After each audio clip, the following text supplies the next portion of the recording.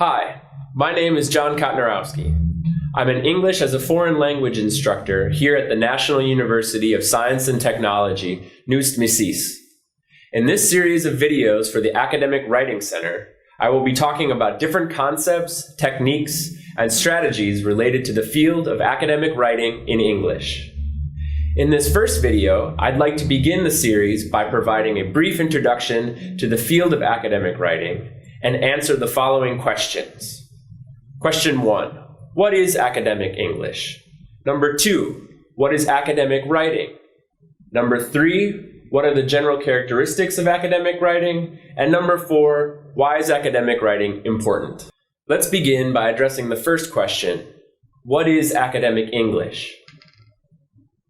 According to Dr. Karen Oatwell of the Cambridge University Language Center, at its most basic, academic English is the variety of the English language that we use to share research.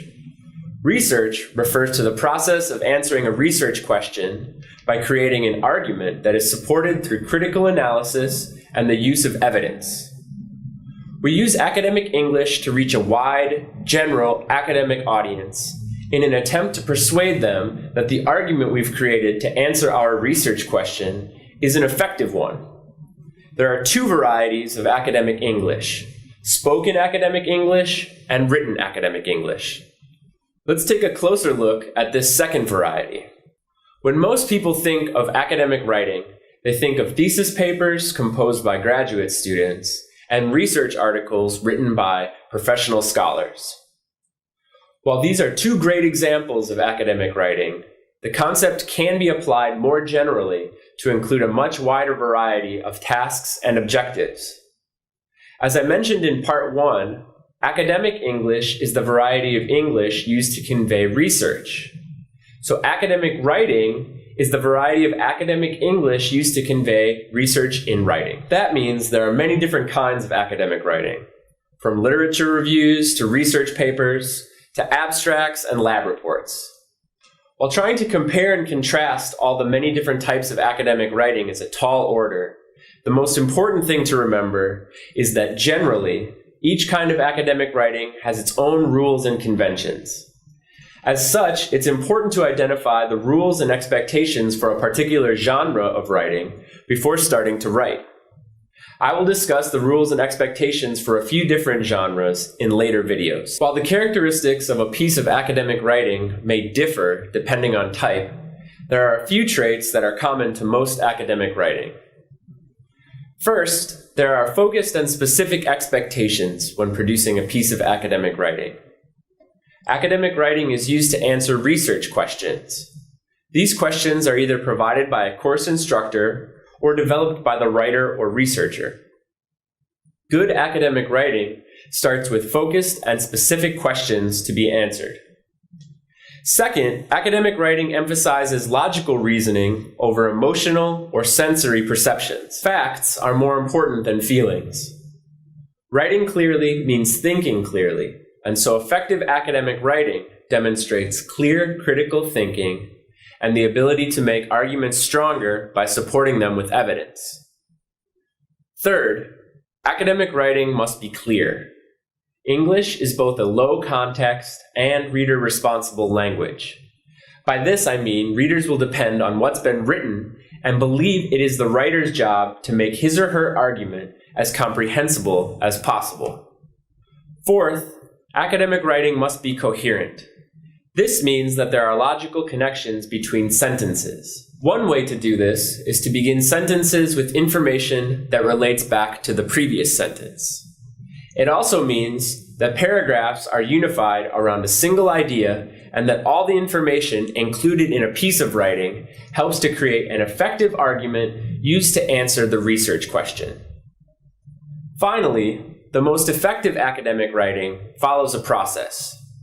While each writer will eventually develop his or her own unique process, there are a few steps that most people follow when producing a piece of academic writing. These steps include analyzing the task. This involves clarifying your purpose for writing and identifying your target audience.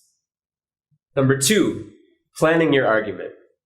Next, you need to develop a main claim and decide how you will support this claim using evidence. Step 3, research.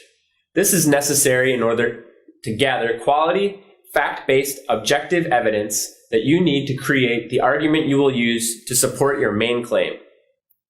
Number 4, start and engage in the writing and drafting process.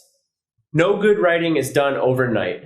It's important to produce multiple drafts and to both edit and proofread your writing. While it is important to consider things like punctuation and proper spelling, it is even more important to see how well you've structured your argument and the information in your writing. To do this, it's a good idea to ask for comments from peers and colleagues.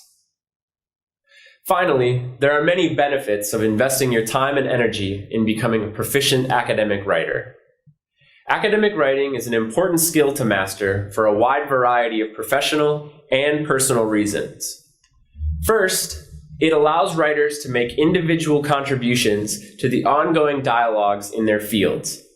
It allows individuals a greater voice and ability to participate in conversations about topics important to them.